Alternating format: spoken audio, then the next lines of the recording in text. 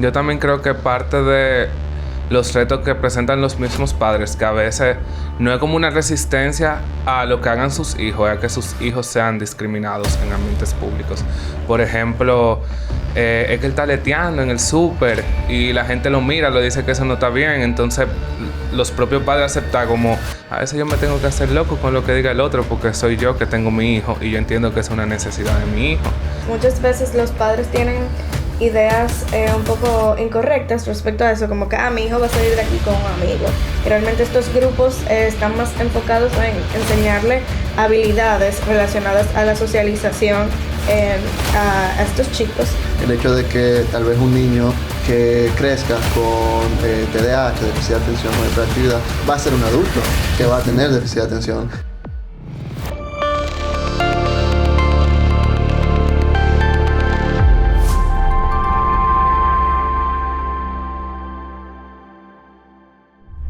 Bienvenidos a Wisely Speaking, tu podcast de psicología con un lenguaje más coloquial. El día de hoy tenemos dos invitados muy especiales. Tenemos a Desiree Romero, socia cofundadora de Wise Mind Center, y a Rodrigo Muné, terapeuta conductual que forma parte del equipo de Wise Mind Center. Y el día de hoy estaremos hablando acerca de la neurodiversidad en República Dominicana desde la parte profesional y también desde nuestra parte en nuestra experiencia propia. Así que, chicos, bienvenidos. Hola, un placer de nuevo estar por aquí. Un placer, mi primera vez aquí, que me invitan, feliz. Te vamos a querer todos los podcasts, Rodrigo, ya. Excelente. ¿Qué tal si empezamos? Porque el día de hoy tenemos otros invitados, cada uno con nosotros, y hablamos un poquito de cada uno de nuestros invitados. Desiree. Bueno, entonces, iniciando por el peluche de elección de hoy. Este es un perezoso, muy cómodo, muy lindo. Definitivamente le da confort a cualquiera que sea la persona que lo tiene en sus piernas, tanto niños como adultos, claro que sí. Yo le digo Pablo el perezoso. Bienvenido, Pablo.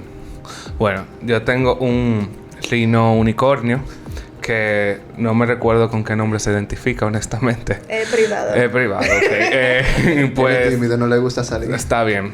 Pues nada, lo llamaremos por su especie rino unicornio y lo usamos en sesiones y es de libre acceso a todo el que venga a Wise Mind.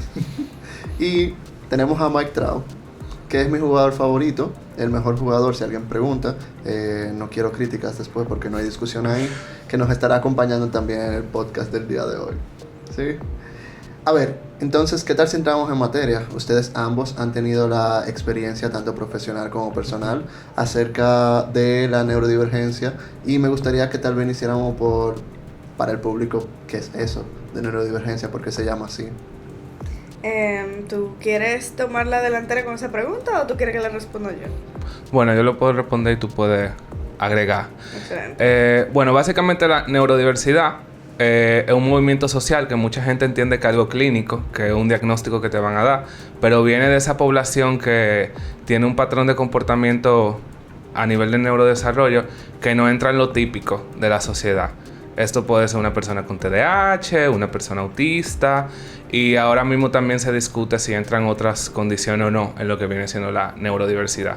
La neurodivergencia sería esa parte. Neurodiversidad es el concepto que nos incluye a todos, tanto neurotípicos como personas neurodivergentes. Ahí salimos todos, así como si fuera biodiversidad, que está todo lo que está vivo. La neurodiversidad es todo lo que tiene un cerebro que funciona en este momento. Los neurodivergentes serían esa parte que salen un poquito de lo que es típico, un desarrollo cognitivo típico. Tú sabes que en los últimos meses, años, se ha escuchado más la utilización de esta palabra en contraposición con neurotípico, ¿verdad? ¿A qué se debe esto? De repente, finalmente encontramos un término con el que podamos definir esta población y referirnos, o, ¿verdad? Porque he tenido esta conversación con Desiree anteriormente, la misma población se ha sentido cómoda con que se pueda utilizar ese término. Yo creo que se debe también porque ahora es más común tú ver comunidades de personas adultas dentro de este tipo de condiciones. Por ejemplo, hace 50 años tú no ibas a ver una comunidad autista hablando y abogando por los derechos de esta comunidad. O tú no ibas a ver personas con TDAH diciendo yo tengo TDAH y yo entiendo que necesito este tipo de adecuaciones porque tal vez aceptar esa etiqueta o diagnóstico iba a ser una razón de discriminación en la sociedad donde se movían, que actualmente no es que no pase, pero vivimos en una sociedad más incluyente, se podría decir, que hace un tiempo. No, y eso es bueno para todos, ¿verdad? Que sigamos avanzando en esa progresión. A ver, pero también sabemos que vivimos en el país que vivimos. Entonces, tanto para mí como para el público que nos escucha, ¿qué tal la experiencia, tanto profesional, para personas que tienen ya un diagnóstico dentro de la neurodivergencia, perdón? ¿Sí? ¿Cómo es ese proceso? ¿Cuáles son tal vez los mayores retos? Rodrigo y yo realmente trabajamos mayormente con la población infanto-juvenil. O sea que dentro de los retos que podemos encontrar estaría como que los padres logren conectar con ese concepto de que muchas de las cosas no son realmente algo que su hijo esté haciendo porque no quiere, vamos a decir, pertenecer a la norma social, sino porque es como parte de su identidad. O sea, realmente yo no estoy qué sé yo, haciendo movimientos estereotipados, o yo no estoy perdiendo cosas, olvidando cosas o moviéndome para como molestarte, sino eso es lo que yo hago porque mi cerebro se siente más cómodo o tiene una necesidad o tiene una dificultad haciendo ese tipo de cosas. Entonces sería como que los padres entiendan un poquito de dónde viene este hijo, y también como que los adultos aledaños a la familia, como colegios, personas que son cuidadores, que más personas de clases como extracurriculares tengan ese mismo tipo de paciencia, ¿verdad? Y que los compañeros también estén como que psicoeducados respecto a la diferencia no solamente física de las personas, o sea que las personas se pueden ver diferentes y eso está bien, sino que los cerebros funcionan de manera diferente y eso está bien. Yo también creo que parte de los retos que presentan los mismos padres, que a veces no es como una resistencia a lo que hagan sus hijos, a que sus hijos sean discriminados en ambientes públicos. Por ejemplo, es que él está leteando en el súper y la gente lo mira, lo dice que eso no está bien. Entonces los propios padres aceptan como a veces yo me tengo que hacer loco con lo que diga el otro porque soy yo que tengo mi hijo y yo entiendo que es una necesidad de mi hijo. También yo, antes de llegar aquí a Wiseman, trabajé poco tiempo con adultos y yo sí lo que percibí es que en instituciones públicas o bancos no los identifican como adultos. Ven a una persona que sigue siendo un niño y por lo tanto, si va a ser un proceso importante, necesita a un adulto real que lo acompañe. Sí. Aunque la persona tiene todas las habilidades para hacer estos procesos. Wow. La verdad que son dificultades. No me imagino estar en la posición en ese momento de cada uno de los padres y de la misma persona. ¿Sí? Tú mencionaste, Desiree, en un momento lo que son que todos los profesionales y personas allegadas a la persona también estén como conscientes y sepan tanto de los retos como de las habilidades que tienen cada persona dentro de su condición neurodivergente. Y ahí entran lo que son los colegios, lo que son los profesores. Ahí es donde entonces empezamos a hablar y a diferenciar lo que es la inclusión educativa. ¿Qué sería? Bueno, inclusión educativa podríamos decir que como entendiendo lo que, vamos a decir, la necesidad que tenga cada individuo, ¿verdad? Que el ambiente se adapte para poderle dar lo que esa persona realmente necesita.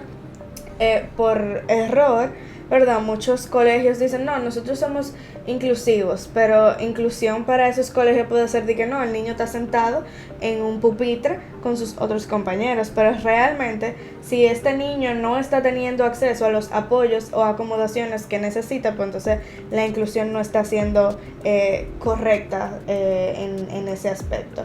No te puedo decir específicamente cómo se vería una inclusión correcta de manera más específica porque depende mucho de las necesidades de cada individuo, pero sí te digo que para que sea una inclusión correcta, como que tiene que tener la mayoría de las necesidades que tiene cada individuo, por lo menos relacionado a la parte de estructura y pensum académico, resuelta. Eso entiendo. Ok. Y en la parte adulta, ¿verdad, Rodrigo? Como efectivamente en instituciones como bancos, trabajos, se ven esas ausencias, ¿verdad?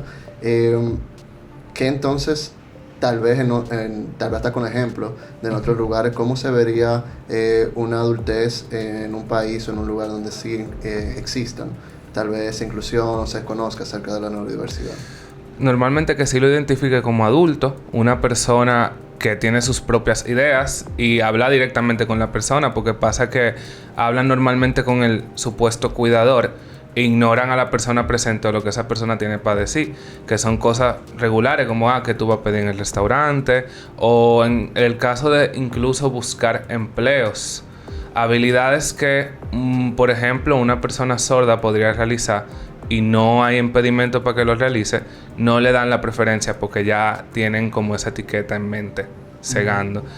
Y esos son como el tipo de cosas, la identidad, de que son unos adultos competentes igual que todos nosotros y que tienen la suficiente capacidad para formar parte del sistema en que todos estamos actualmente.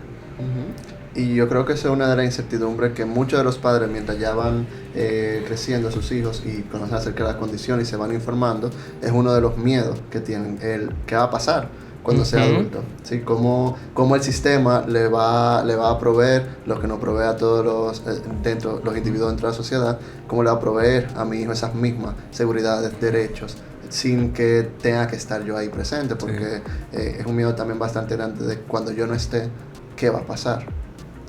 Sí.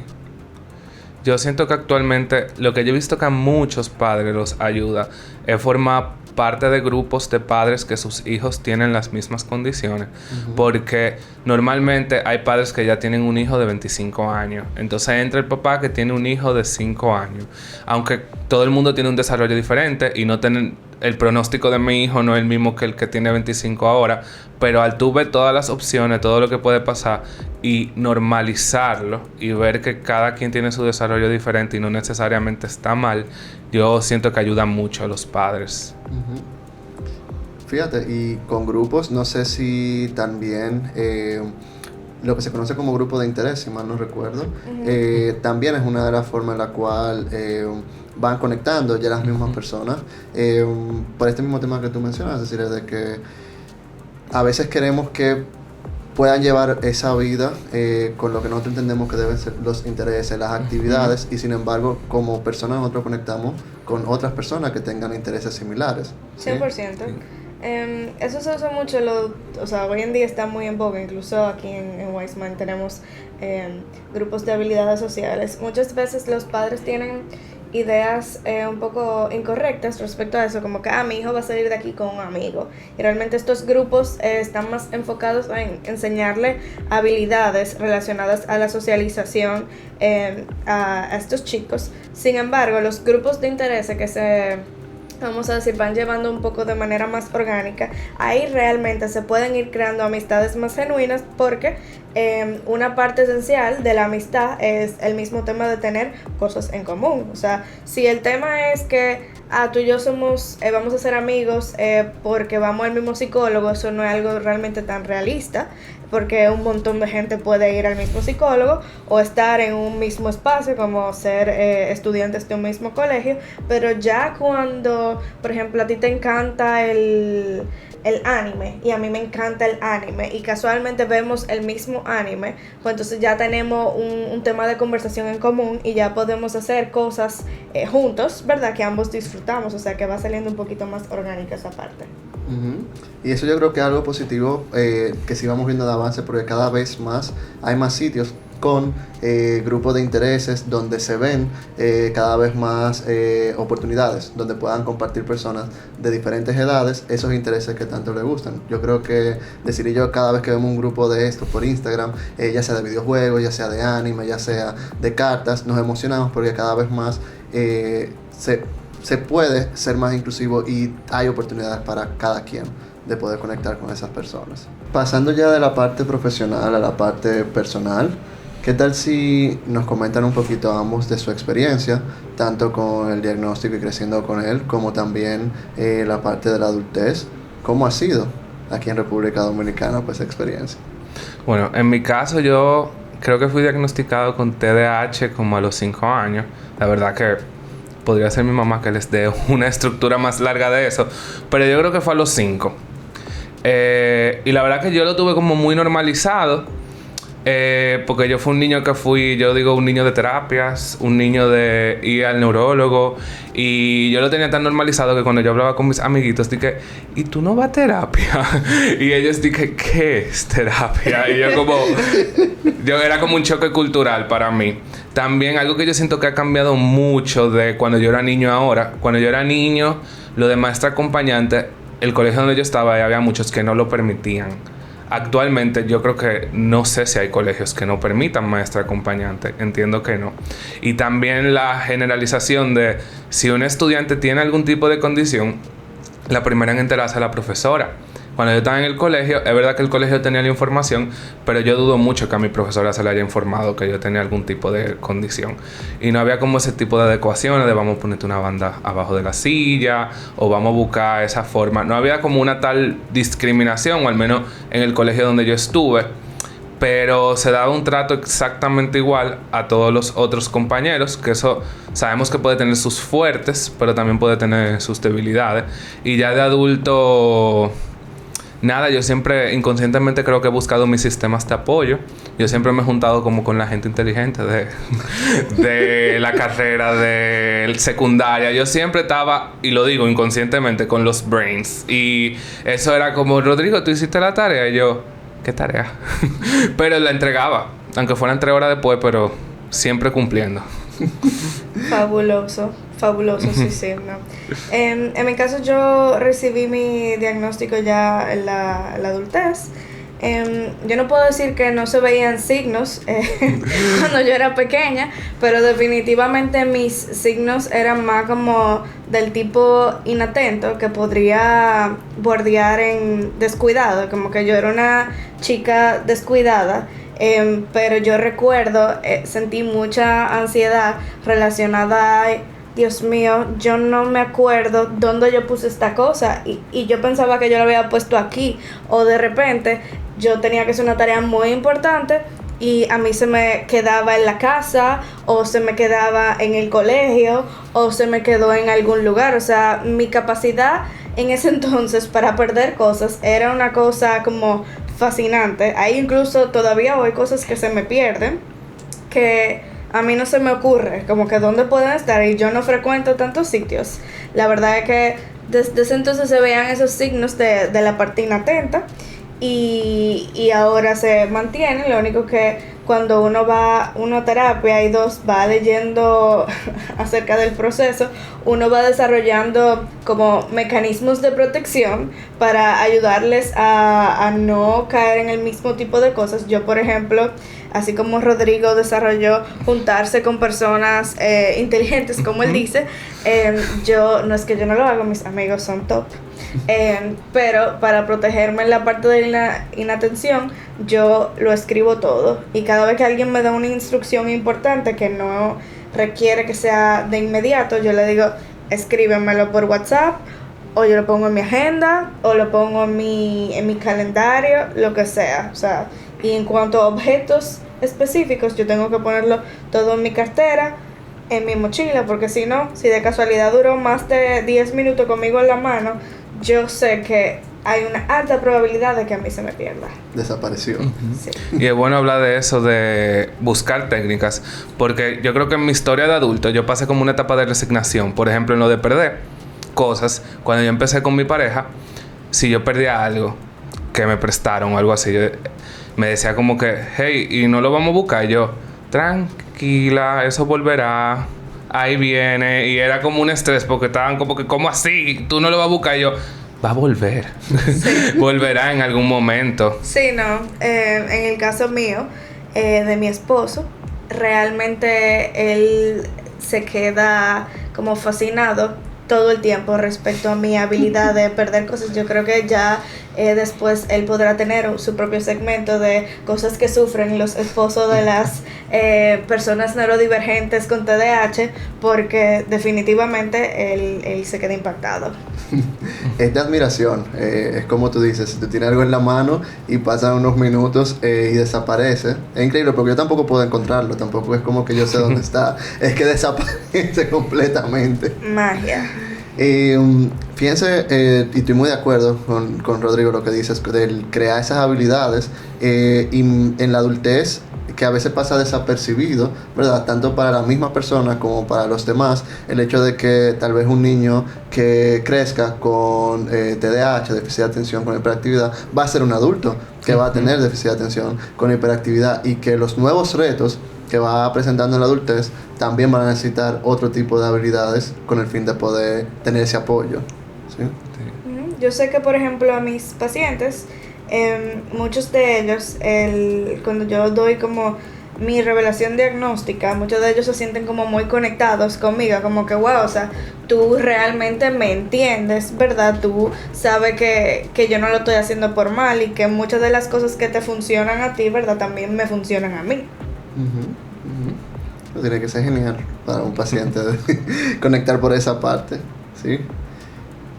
Y por el otro lado, ¿cuáles serían entonces unos retos que ustedes se han encontrado en la adultez?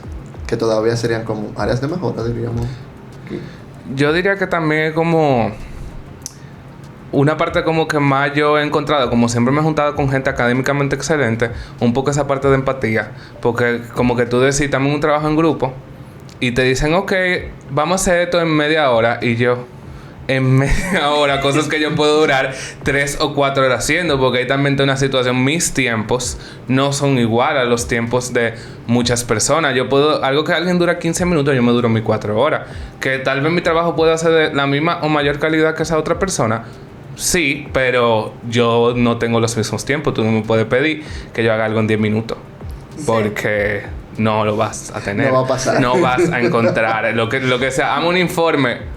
No, incluso he tenido trabajo donde los informes tienen un nivel de calidad que no tiene que tener todos sus puntos, todas sus comas, tiene que estar estructurado en una cosa específica y se deben reportar en menos de 5 horas. Yo lo reporto 2 días después, me decían, es que ya es tarde, Rodrigo, eso no lo podemos hacer nada con eso. Y yo, es que aquí no estamos adecuando, no estamos viendo la realidad de todo el mundo. Claro, sí, no, 100%.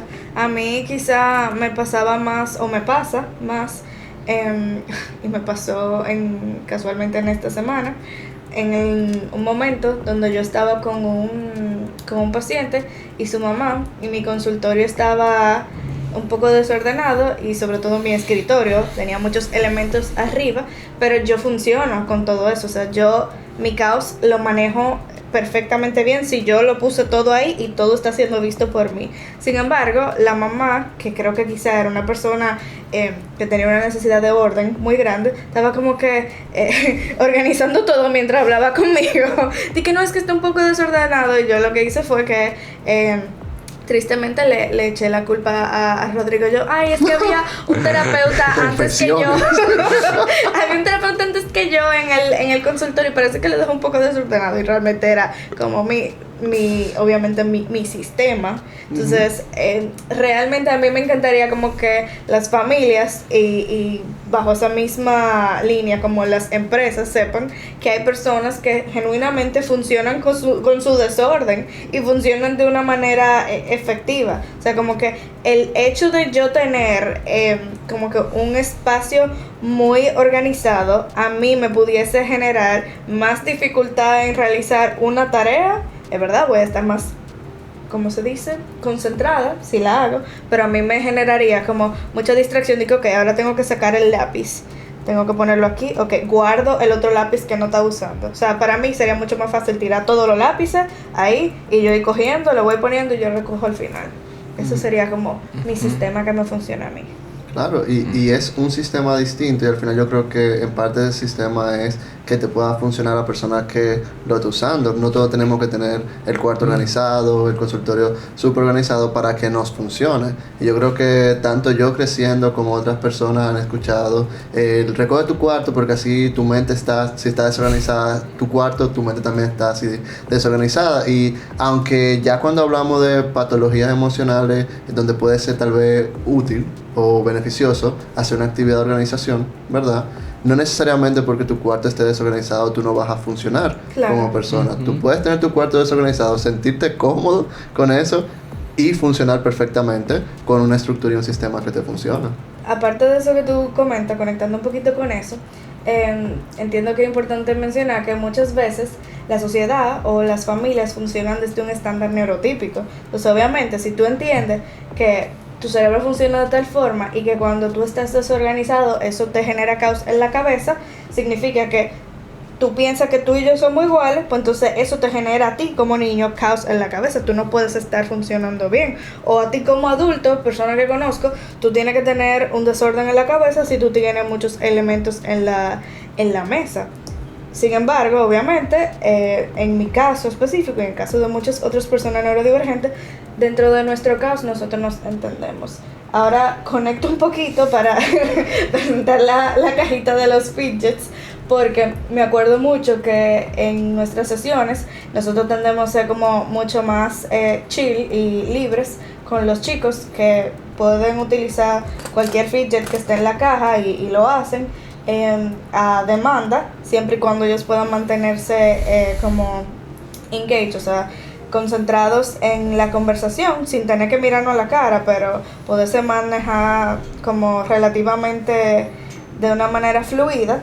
Entonces, eso es algo que yo sé que a padres y a otros terapeutas los vuelve locos. O sea, como que tú tienes que mirarme o tú tienes que estar quieto así, sin hacer ningún sonido para yo confirmar que tú me estás prestando atención. Pero eso obviamente cuando tú funcionas desde un chip neurotípico. Cuando tú funcionas desde un chip neurodivergente, tú sabes que la gente no necesariamente tiene que estarte mirando la cara todo el tiempo. O sea, hay gente que eso como que no le va bien. Y al contrario, hay gente que el hecho de estarse moviendo y estar haciendo otras cosas al mismo tiempo los puede estar ayudando incluso a mantenerse enfocado acerca de lo que tú estás diciendo. Sí, y yo trabajando en colegios he visto, porque normalmente las profesoras lo que hacen, bueno, lo veo más ahora, cuando yo era pequeño no lo veía tanto, porque asumían que si tú no estabas mirando, si tú estabas medio saltando en la silla, era que tú no estabas prestando nada de atención, pero he visto ahora que las profesoras hacen más como tal y tal, que yo dije. Y hay veces que yo les juro que yo he visto estudiantes que yo juro que están disociados, que no te van a responder nada y te responden las últimas 5 oraciones que dijo la profesora, o sea que estaban totalmente atentos. Yo siento que a veces si nos concentramos más en el verdadero objetivo que queremos con el niño o adulto, podemos llegar a más, porque si nos concentramos en que no se mueva porque no presta atención, al final no vamos a lograr el objetivo. Es verdad que hay niños que el movimiento les distrae, pero hay muchos que no. Claro. Entonces, por eso es bueno confirmar si de verdad el supuesto fallo o problemática que se presenta, si de verdad se está presentando por lo que nosotros entendemos que esa problemática, si es el movimiento o si hay otra razón. Me encanta. Yo creo que es muy poderoso ese mensaje de que existe o vemos el mundo desde un estándar neurotípico y bajo ese estándar podemos ver muchas cosas como fallos, como que no deberían ser incorrectos. Y sin embargo, si ya sabemos, porque en varias ciencias lo hemos visto, desde la psicología, la medicina, todo lo que tiene que ver con el ser humano, que cada ser humano y persona es distinto, pues entonces ¿cómo vamos a tener solamente un sistema y vamos a buscar a todos bajo ese mismo sistema? ¿Sí? Ya nos quedará otro episodio para que podamos hablar más de otros estándares neurotípicos, ¿sí? Y agradecerles a ambos por haber venido el día de hoy. Siempre felices de estar aquí. Ojalá me vuelvan a invitar.